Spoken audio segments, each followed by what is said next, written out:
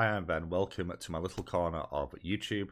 We have a bonus tag video for you today, and this was created by my good friend and fellow Chaos Gremlin Noah over at The Bookworm. His video is linked above, and I will link his channel down below for you to check out. Noah came up with this tag following a live stream that we did over on Elaine's channel at Cobalt Dragon. And whilst in the live stream chatting, we ended up talking about annotating in books.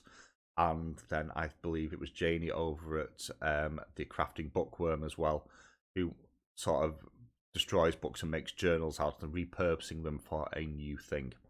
And the look on Noah's face, because he hates this to such an extent that he called everybody book murderers and invented this tag afterwards. So, super quick tag. We have 5 prompts plus a tag people one at the end. I think Noah believes I'm going to fail horrifically at this, but I'm not as bad as you might think. Number 1, what are your thoughts on spine breaking? Now, assuming we're still talking about books here. Spine breaking itself doesn't bother me, but it's not something that I deliberately do unless I'm trying to provoke Noah, which I have done once. I do think that it's pretty inevitable that you're going to get creasing in your spines, especially with paperbacks. I do think hardbacks, sometimes over time, the binding begins to fail, especially if it's a well-loved book. So you do have this thing where eventually the spines can potentially go. But I do not, straight out of the box, get the book and just go and break it. I do like the sound, though. It doesn't really bother me when other people do it, though. Number 2. Bookmarks or dog-earing pages. I have so many bookmarks, and I never have one with me when I have my book. I dog-ear pages. I do also, to a lesser extent, I actually kind of use Goodreads just to map where I'm up to in a book sometimes as well. So sometimes I actually do neither now. I just either remember where I'm up to, or I just check Goodreads and just go to that page.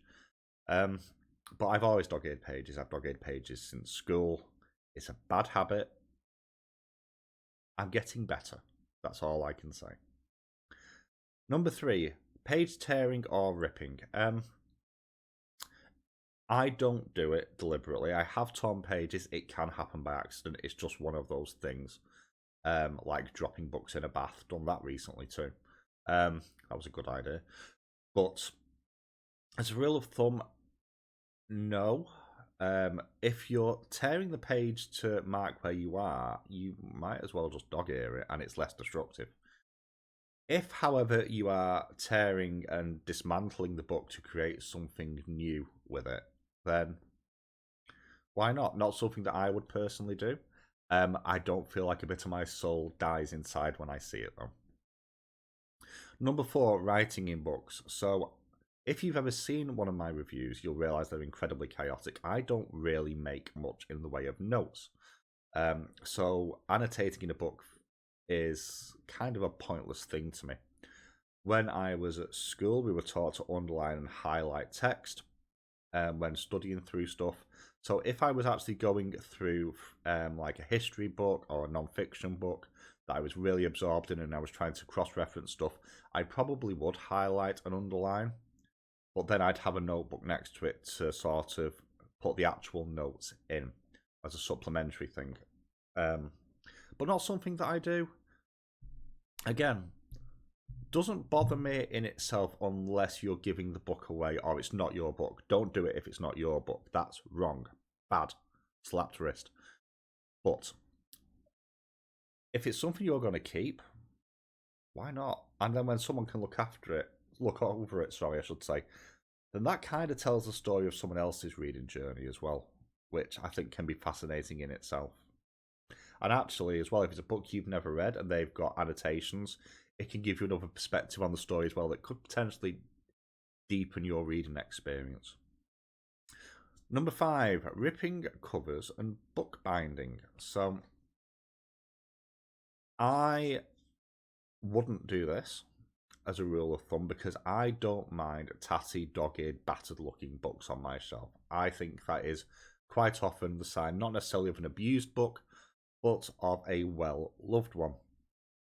That being said, There are some bookbinding videos out there that are absolutely amazing, and some of the stuff that they do is absolutely beautiful.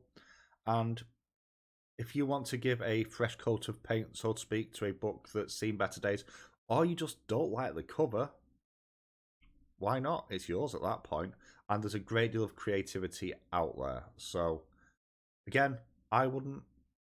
Fascinating seeing people do it. If you're just tearing the cover off because you're a heathen, however, then I have questions for you, because there's no point in just tearing the cover off and just leaving it. You know, if you don't want to know what the cover is, wrap it in brown paper. Problem solved. And that leaves us with number 6. Who do you tag? So I'm not going to tag anyone in this one, but if you've watched this video and you want to do this tag, please feel free and kindly tag me in it as well, so I can see what your answers are. Also, the channels that I've mentioned in here, the Crafting Bookworm, Cobalt Dragon, and also Noah at the Bookworm, will all be linked in the description below. Go check those channels out. They're all absolutely amazing. I hope you've enjoyed this bonus video.